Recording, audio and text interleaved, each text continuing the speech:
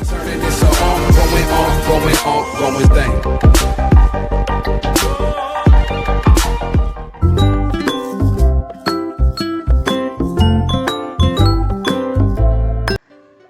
Pertama, saya akan menjelaskan tentang pengertian cahaya.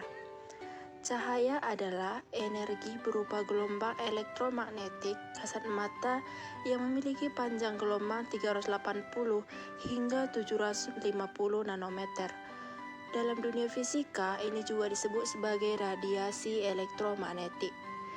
Seperti gelombang elektromagnetik, cahaya tidak memerlukan medium untuk merambat. Karena itu, ini dapat melintas ruang hampa, seperti apa yang dihasilkan matahari dan bintang sebelum akhirnya sampai ke bumi. Selanjutnya, saya akan membahas tentang sumber cahaya. Yang pertama, alami. Sumber cahaya yang menghasilkan cahaya secara alamiah dan setiap saat. Contohnya itu matahari, karena matahari akan ada pada pagi hari hingga sore hari, dan bintang akan ada pada malam hari. Yang kedua, buatan. Sumber cahaya yang memancarkan cahaya karena dibuat oleh manusia dan tidak tersedia setiap saat. Contohnya itu, sebelumnya saya minta maaf karena tidak terlihat. Contohnya itu ada senter, lilin, dan juga bulan. Karena bulan menghasilkan cahaya akibat cahaya pantulan dari matahari.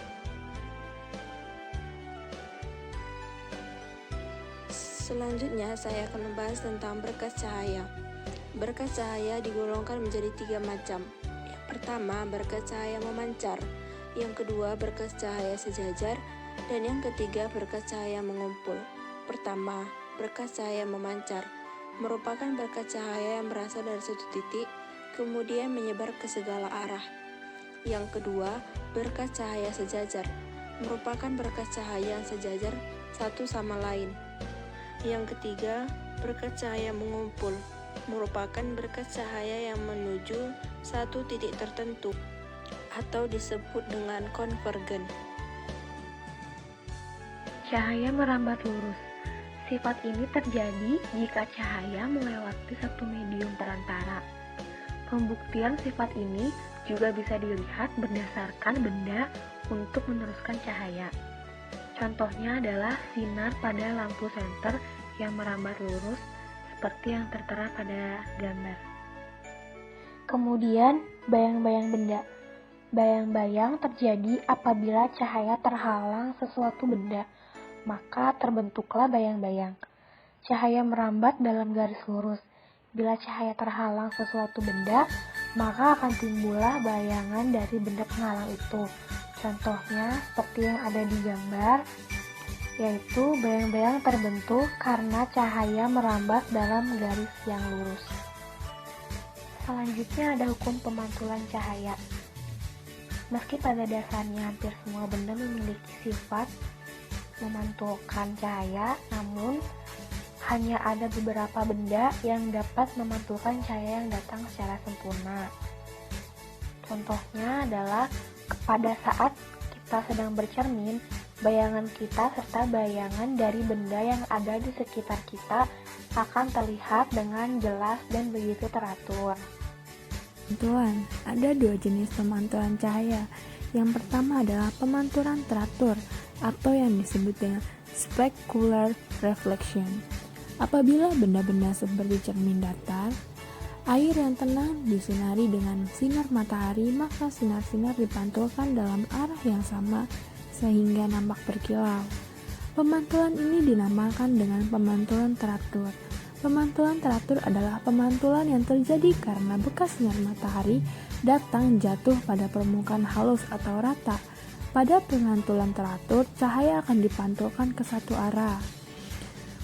Yang kedua itu ada pemantulan diffuse atau pemantulan baur, diffuse reflection. Pemantulan diffuse atau pemantulan baur adalah pemantulan cahaya ke segala arah yang terjadi karena bekas sinar datang jatuh pada permukaan yang kasar atau tidak rata. Pemantulan diffuse contohnya adalah contoh cahaya pada tembok, kayu, batu, tanah, dan sebagainya. Itulah jenis-jenis pemantulan cahaya. Cermin. Cermin adalah benda yang dibuat untuk memantulkan cahaya reflektor dan merefleksikan bayangan. Ada 3 jenis cermin. Yang pertama adalah cermin datar. Cermin datar ini menghasilkan 2 macam bayangan, yaitu bayangan nyata dan bayangan semu atau maya. Bayangan yang terjadi karena sinar-sinar pantulannya saling berpotongan. Nah, kalau bayangan maya itu terjadi karena terjadinya perpanjangan sinar pantul. Yang kedua itu ada cermin cekung. Cermin cekung itu dapat kita lihat pada sendok yang ada di rumah, sendok stainless steel. Selain itu juga reflektor yang ada pada lampu senter juga menggunakan cermin cekung. Nah, yang ketiga itu ada cermin cembung. Jenis yang ketiga ini sama dengan gambar cermin tikungan tadi, itu permukaannya berbentuk cermin cembung. Cermin ini dengan sifat cembung seperti kebanyakan digunakan dalam dunia transportasi. Selain sebagai cermin tikungan, yaitu spion motor, mobil, truk, bahkan bus menggunakan cermin cembung. Kenapa sih menggunakan cermin cembung? Karena bayangan dari kendaraan orang lain yang bisa kamu lihat dari spion jaraknya nggak sedekat yang kita kira. Ya, dengan kata lain, bayangan kendaraan tersebut aslinya masih agak jauh dari posisi aslinya alias diperkecil. Ini sesuai dengan sifat yang dihasilkan oleh cermin cembung. Pembiasaan cahaya pada lensa. Apabila lensa tebal hanya memiliki sebuah permukaan, maka lensa tipis mempunyai 2 buah permukaan dan tebal lensa dianggap 0. Nah, yang pertama itu ada lensa cembung. Lensa cembung juga disebut dengan lensa konvergen atau lensa positif. Merupakan lensa yang memiliki bagian tengah lebih tebal daripada ujungnya. Nah, lensa cembung mempunyai sifat seperti cermin cekung. Oleh karena itu, bayangan yang dibentuknya pun hampir sama, yaitu bayangan yang nyata terjadi dari perpotongan sinar bias yang mengumpul. Bayangan nyata pada lensa cembung terjadi jika benda terletak di ruangan 2 atau 3. Bayangan maya terjadi dari perpotongan perpanjangan sinar-sinar bias yang divergen atau menyebar. Bayangan maya pada lensa cembung terjadi jika benda terletak di suatu ruang.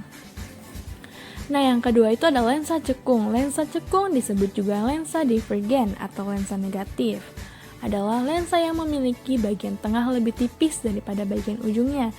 Agar lensa cekung bersifat vergen atau menyebar cahaya, pembentukannya bayangan pada lensa cekung mempunyai titik api atau fokus yang dinyatakan dengan negatif. Nah, untuk lensa cembung, penggunaan persamaan tersebut dengan memperhatikan F bernilai positif menunjukkan jarak fokus lensa cembung. SO bernilai positif plus menunjukkan bendanya nyata. SI bernilai positif menunjukkan bayangannya nyata berada di belakang lensa. SI bernilai negatif menunjukkan bayangannya maya atau berada di lensa. Apabila lensa tebal hanya memiliki sebuah permukaan, maka lensa tipis mempunyai 2 buah permukaan dan tebal lensa dianggap 0. Nah, yang pertama itu ada lensa cembung. Lensa cembung juga disebut dengan lensa konvergen atau lensa positif. Merupakan lensa yang memiliki bagian tengah lebih tebal daripada ujungnya. Nah, lensa cembung mempunyai sifat seperti cermin cekung. Oleh karena itu, bayangan yang dibentuknya pun hampir sama, yaitu bayangannya nyata terjadi dari perpotongan sinar bias yang mengumpul.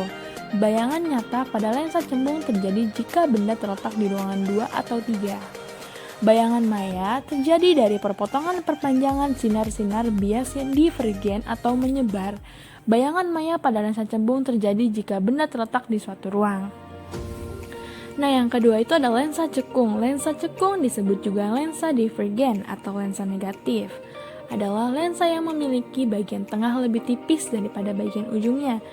Agar lensa cekung bersifat vergen atau menyebar cahaya, pembentukannya bayangan pada lensa cekung mempunyai titik api atau fokus yang dinyatakan dengan negatif.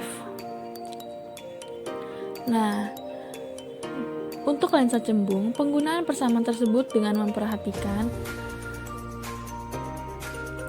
F bernilai positif menunjukkan jarak fokus lensa cembung. SO bernilai positif plus menunjukkan bendanya nyata. SI bernilai positif menunjukkan bayangannya nyata berada di belakang lensa. SI bernilai negatif menunjukkan bayangannya maya atau berada. Kekuatan lensa. Kekuatan lensa merupakan kemampuan lensa untuk memancarkan atau mengumpulkan berkas cahaya. Kekuatan lensa ini memiliki rumus P sama dengan 1/F dalam satuan meter atau P sama dengan 100/F dalam satuan sentimeter. Nah, kemudian untuk lensa yang cembung, P ini akan bernilai positif, sedangkan untuk lensa yang cekung, P ini akan bernilai negatif. Pengertian alat optik. Alat optik merupakan alat yang bekerja berdasarkan prinsip cahaya agar meningkatkan gambar untuk tampilan yang lebih jelas. Alat optik ini digolongkan atau terbagi menjadi dua jenis. Yang pertama ada alat optik alami. Alat optik alami merupakan alat optik yang tidak dapat dibuat oleh manusia atau alat optik yang sudah ada pada setiap makhluk hidup, contohnya seperti mata. Kemudian yang kedua ada alat optik buatan. Alat optik buatan merupakan alat optik yang dibuat oleh manusia untuk mengatasi keterbatasan dalam menjalankan fungsinya. Nah, alat optik buatan ini contohnya seperti kamera, kaca pembesar, mikroskop, dan masih banyak yang lainnya. Macam-macam alat optik. Yang pertama ini ada mata. Mata tergolong ke dalam alat optik alami. Nah, mata juga merupakan salah satu contoh alat optik karena dalam pemakaiannya, mata membutuhkan berbagai benda-benda optik seperti lensa. Bagian-bagian mata. Yang pertama ada kornea. Kornea adalah bagian mata yang melindungi permukaan mata dari kontak dengan udara luar. Kornea memiliki fungsi menerima rangsang cahaya dan meneruskannya ke bagian mata yang lebih dalam. Yang kedua ada pupil. Pupil merupakan bagian lingkaran hitam di bola mata kita. Nah, pupil juga memiliki fungsi mengatur jumlah cahaya yang masuk ke dalam mata. Yang ketiga ada iris. Iris adalah selaput tipis yang berfungsi untuk mengatur kebutuhan cahaya dalam pembentukan bayangan. Dan juga iris memberi warna pada mata dan mengatur besar kecilnya pupil. Yang keempat ada lensa. Lensa adalah bagian yang bersifat lunak dan transparan. Lensa juga memiliki fungsi memfokuskan cahaya agar bayangan jatuh pada bintik kuning. Yang kelima ada retina. Retina adalah lapisan yang sangat tipis yang peka terhadap cahaya. Retina memiliki fungsi membentuk bayangan benda yang kemudian dikirim oleh saraf mata menuju otak. Cacat mata atau aberasi. Ini merupakan suatu keadaan di mana mata mengalami hambatan dalam meneruskan suatu objek yang dilihat. Yang pertama itu ada rabun jauh atau miopi.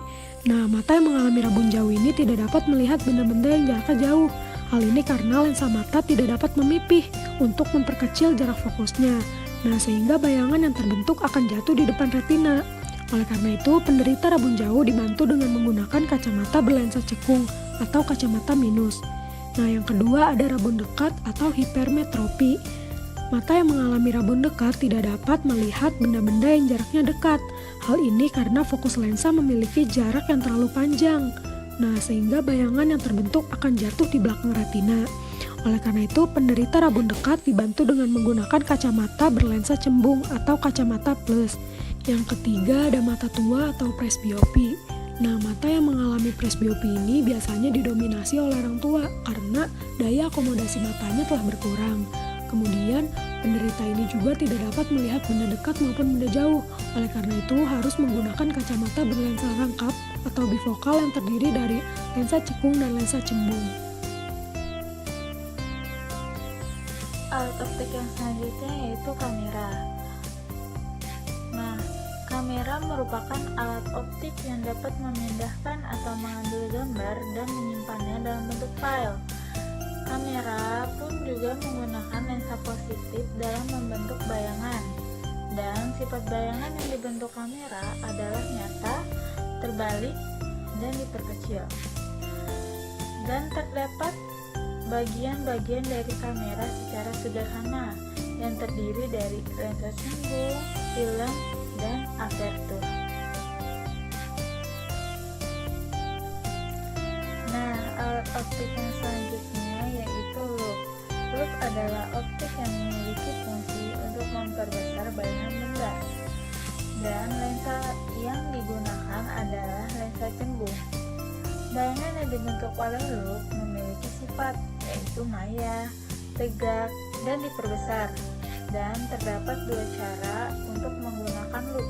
Yang pertama, dengan cara mata berakomodasi maksimum. Yang kedua, dengan cara mata tidak berakomodasi. Teropong atau teleskop. Teropong merupakan alat optik yang digunakan untuk mengamati benda-benda yang jaraknya jauh dari pengamat, sehingga tampak lebih dekat dan lebih jelas. Teropong terdiri dari dua macam, teropong bintang untuk melihat benda-benda angkasa, dan teropong bumi untuk mengamati benda-benda di bumi yang jaraknya jauh dari pengamat. Komponen alat optik pada teropong secara umum dapat dilihat pada gambar berikut ini.